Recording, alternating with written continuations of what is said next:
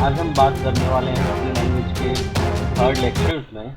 और आज इस लेक्चर में हम जानेंगे कि कैसे हम किसी भी प्रोग्राम को रन करते हैं, उसके पीछे का प्रोसेस क्या होता है, या यूं कहें कि हम किसी भी प्रोग्राम को अगर डेवलप करना चाहें तो हमें क्या क्या चीज़ों की आवश्यकता पड़ेगी, और कैसे किसी प्रोग्राम को हम कन्वर्ट करते हैं ऑब्जेक्ट फाइल से या सोर्स फाइल से ऑब्जेक्ट फाइल में, ऑब्जेक्ट फाइल से EXE फाइल में। इन्हीं सारी प्रोसेस को हम आने वाले स्लाइड्स में देखेंगे कि कैसे कैसे हम इस चीज़ का प्रोसेस करते हैं। तो चलिए देखते हैं पहली स्लाइड में।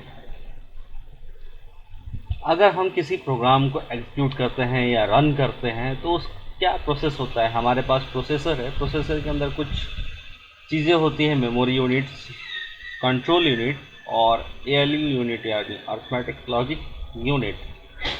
रैम और हार्ड डिस्क की भी बात करेंगे हम कि मान लीजिए हमारे सिस्टम में, या यूं कहें कि हमारे हार्ड डिस्क में कोई प्रोग्राम है, तो जैसा कि हम जानते हैं कि हार्ड डिस्क एक नॉन वॉलेटाइल मेमोरी है जो कि एक स्थिर मेमोरी मानी जाती है। यानी अगर हम कोई भी डेटा अगर हार्ड डिस्क में रख देते हैं तो वो डेटा हमारा बहुत देर तक स्टोर रहता है जब तक हम उसे डिलीट ना कर दें। या यूं कहें कि अगर करंट ऑन हो या ऑफ हो, उससे कोई फ़र्क नहीं पड़ता कि हमारा डेटा क्या हो रहा है। लेकिन अगर हम रैम की बात करें तो रैम एक हमारा नॉन वॉलेटाइल मेमोरी है। तो अगर इसमें कोई डेटा स्टोर होता है तो वो कुछ देर के लिए होता है। यानी जैसे ही करंट ऑफ हुआ तो हमारा डेटा वो लॉस हो जाता है, यानी डेटा हट जाता है। मान लीजिए एक प्रोग्राम है जो हमारे हार्ड डिस्क में है, अगर हम उसे रन करते हैं या एग्जीक्यूट करते हैं तो वो हमारे रैम में लोड होता है। जब रैम में लोड होता है तो उसकी, जैसे हम समझ सकते हैं कि एक जीरोक्स कॉपी हमारे रैम के पास आती है, ओरिजिनल हमारे हार्ड डिस्क के पास रहती है, ताकि अगर पावर ऑफ भी हो तो हमारे प्रोग्राम पे कोई नुकसान ना हो। तो हमारे सिस्टम में रैम में वो डेटा स्टोर होता है और देन आगे के प्रोसेस होते हैं, और उसके बाद कंट्रोल यूनिट उस सारे इंस्ट्रक्शंस को फॉलो करता है और आगे ALU को फॉरवर्ड करता है। जैसे कि हम जानते हैं कि ALU सारे कैलकुलेशन के लिए जिम्मेदार है और यहीं पे सारी प्रोसेसेस होती हैं, और देन वापस ALU CU को भेज देता है और वहाँ से सारी चीज़ें कंट्रोल की जाती हैं। तो इस तरीके से किसी भी प्रोग्राम को हम एग्जीक्यूट कर देते हैं। अगर मान लीजिए कि हमें कोई EXE फाइल बनानी है तो उस फाइल को हम कैसे बनाएंगे। जैसे हमारे पास test.exe एक फ़ाइल बनानी है। अगर आपको पता है या नहीं पता है तो आज मैं बताता हूँ कि जैसा कि टेक्स्ट फाइल जब हम बनाते हैं .exe फॉर्मेट, तो .exe फॉर्मेट एक 01 का फॉर्मेट होता है जो कि मशीन समझ सकती है, हम नहीं समझ सकते, हमारे समझने में बहुत कठिन होगा। या यूँ कहें कि अगर हम इसे सीखना चाहते हैं तो बहुत समय लग सकता है या बहुत कठिन है, हार्ड है। तो ये एक प्रोग्राम इंडिपेंडेंट प्लेटफॉर्म है जहाँ पे हर प्लेटफॉर्म के हिसाब से ये लैंग्वेज चेंज हो जाती है। यानी हर एक के लिए हमें अलग अलग सॉफ्टवेयर बनाना पड़ेगा फिर। तो क्यों ना हम एक ऐसा सॉफ्टवेयर सीखें जिसके थ्रू हम हर तरह के प्लेटफॉर्म के लिए सॉफ्टवेयर बना सकें।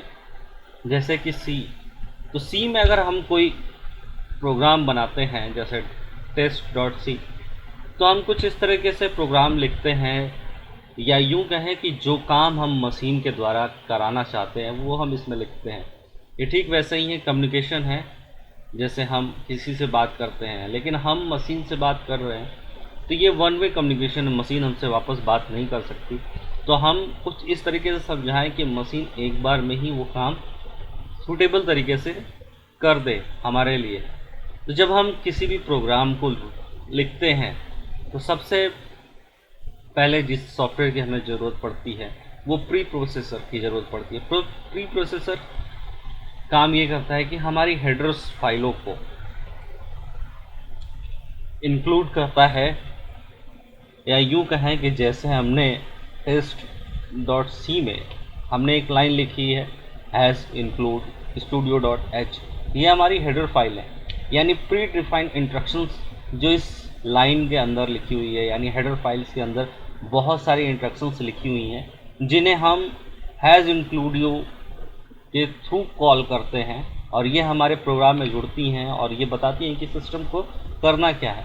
तो जैसे ही हम प्री प्रोसेसर एप्लीकेशन का यूज़ करते हैं तो ये हमारी हेडर फाइलों को इंक्लूड नाम की लाइन के साथ जोड़ देता है।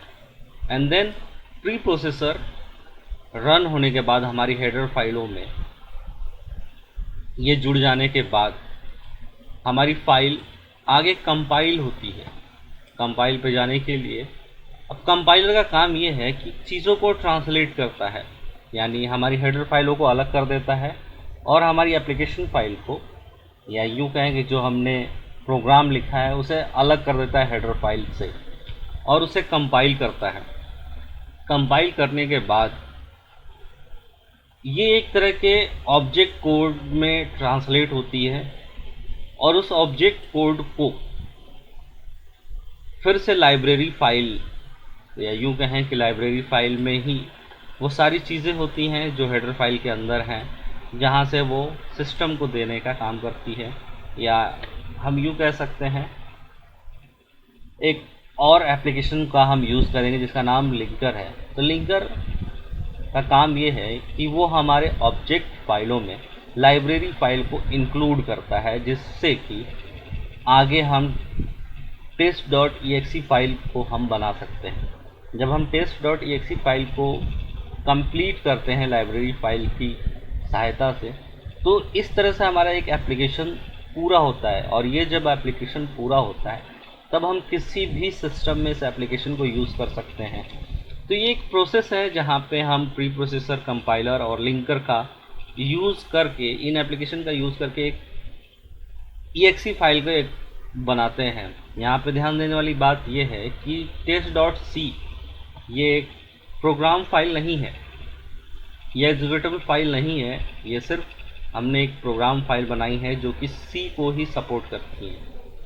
और प्री प्रोसेसर और कंपाइलर और लिंकर की सहायता से हम लास्ट में .exe फाइल बनाते हैं। ये एक ऐसी फाइल है जिसे हम एप्लीकेशन फाइल भी कह सकते हैं, ये एग्जीक्यूटिव फाइल है और इसे रन करने के लिए हमें प्री प्रोसेसर या कंपाइलर या लिंकर की ज़रूरत नहीं पड़ती है। हम इसे किसी भी सिस्टम में रन करा सकते हैं, या डॉस में या विंडोज़ में, या किसी भी सिस्टम में रन करा सकते हैं।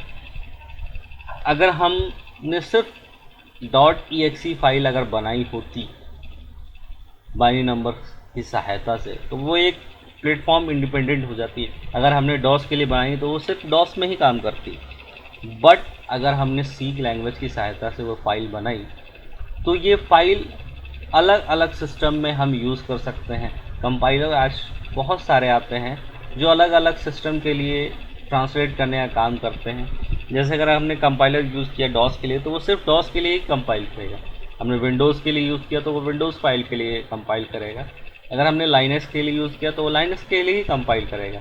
यानी कंपाइलर बहुत सारे आते हैं जो आपके प्रोग्राम को अलग अलग तरीके से कंपाइल करते हैं। अब उम्मीद करता हूँ कि ये वीडियो आपको अच्छा लगा होगा। बहुत बहुत धन्यवाद। अगर वीडियो आपको पसंद आया तो अपने दोस्तों के साथ इसे शेयर करें, लाइक करें और सब्सक्राइब ज़रूर करें। धन्यवाद।